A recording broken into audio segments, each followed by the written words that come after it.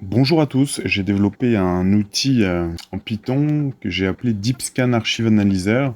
L'idée c'est de ne plus lire des milliers de documents vous-même, analysez-les avec un script. En plus, pour ceux qui sont un peu techniques, ça va pas vous coûter des crédits d'IA comme Claude, Gemini ou ChatGPT, puisque tout se fait avec un script, donc c'est gratuit et c'est en local.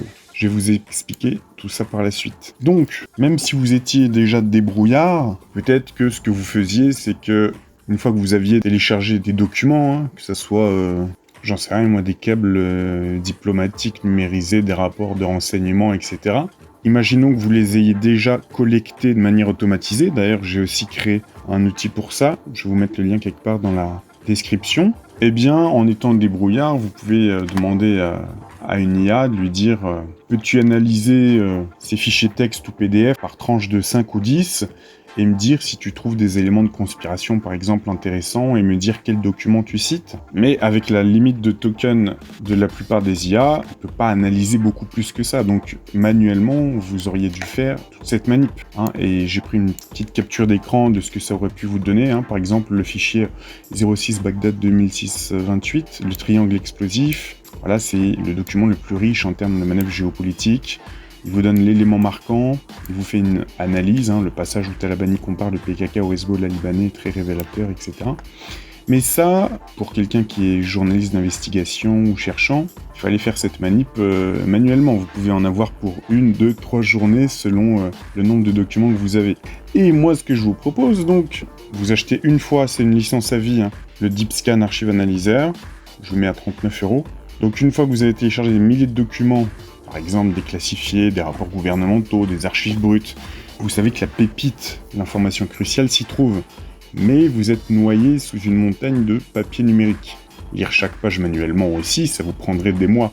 Vous risquez de passer à côté de l'essentiel, par fatigue. Donc avec mon script Python, vous perdez plus votre temps à chercher une aiguille dans une botte de foin. DeepScan, ça va être votre assistant d'enquête automatisé en quelque sorte. Il transforme vos dossiers de fichiers texte bruts en une base de données structurée et priorisée.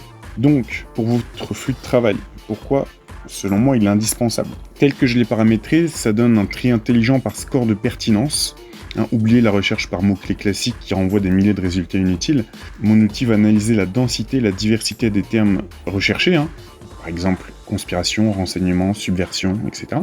Et classe vos documents par score de suspicion. Donc ça peut être utilisé dans n'importe quel sens. Mais vous savez immédiatement quel document mérite votre attention en priorité.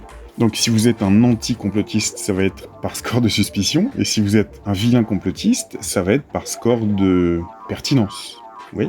Ensuite, on a une catégorisation automatisée, donc le logiciel segmente automatiquement les découvertes par thématique, infiltration, surveillance, manipulation, etc. Vous visualisez instantanément le profil de chaque document.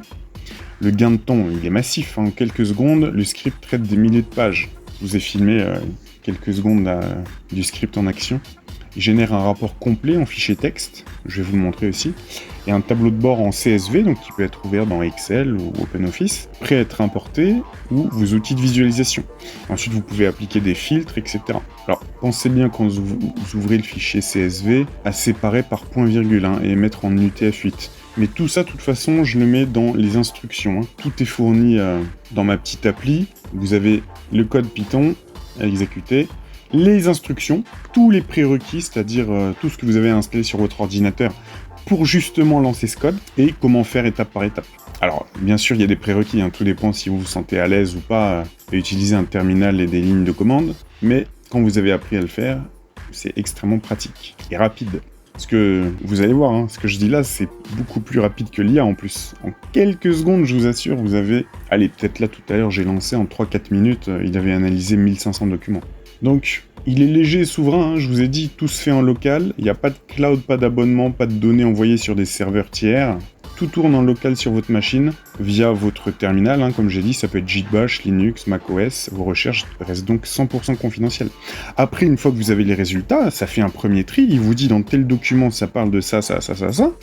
Ensuite, rien ne vous empêche d'utiliser l'IA pour affiner encore, ou utiliser d'autres scripts Python. Donc, pour moi, c'est idéal pour les journalistes d'investigation, pour scanner rapidement des fuites de documents ou des archives publiques, pour les chercheurs aussi en histoire, en sciences politiques, pour extraire des tendances dans les collections massives, et évidemment aussi pour les analystes OSINT, hein, pour le filtrage préliminaire de données brutes.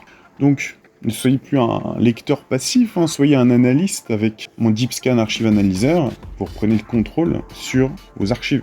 Donc à la base, hein, vous avez deux fichiers, le fichier analyse OCR en Python, les instructions pour savoir comment faire tourner le Schmilblick. Il vous dit où est-ce qu'il faut créer votre dossier de base, et ensuite c'est lui qui va lui-même créer des fichiers ou des sous-dossiers selon ce qu'il y a dans le script. Voilà. Et évidemment, ça nous amène à parler aussi un petit peu de l'autre script que j'ai fait pour télécharger des grandes quantités de documents de collections entières de Internet Archive, hein, puisqu'on ne sait pas si malheureusement tout ça durera très longtemps, le fait que tout ça soit en ligne, donc c'est le moment pour récupérer tout ça. Là aussi, une fois que vous avez le script, c'est gratuit, vous accédez directement au serveur d'archive.org et vous téléchargez les documents que vous voulez, que ce soit, vous pouvez dormir pendant ce temps-là, il n'y a pas de problème. Il fait tout pour vous et vous met tout dans un dossier. Voilà, donc si ça vous intéresse, mon script, je vais le mettre sur Patreon. Peut-être si ça vous intéresse pour avoir la TVA, tout ça sur Gumroad, vous me direz. Vous avez directement le dossier à télécharger.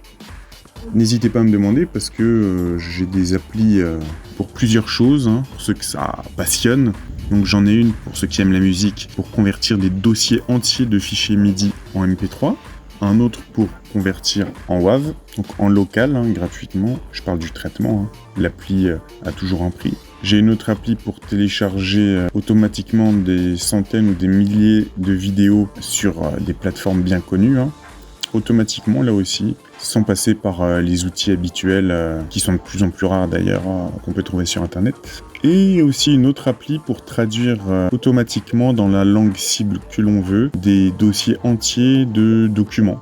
Par exemple, des trucs déclassifiés ou autres que vous pouvez trouver sur archive.org, enfin peu importe les documents. Hein, donc en batch processing, c'est-à-dire vraiment traduire des dossiers entiers. Voilà, n'hésitez pas à me consulter pour connaître le prix de ces applis. Voilà, je vous dis à très bientôt pour une nouvelle vidéo.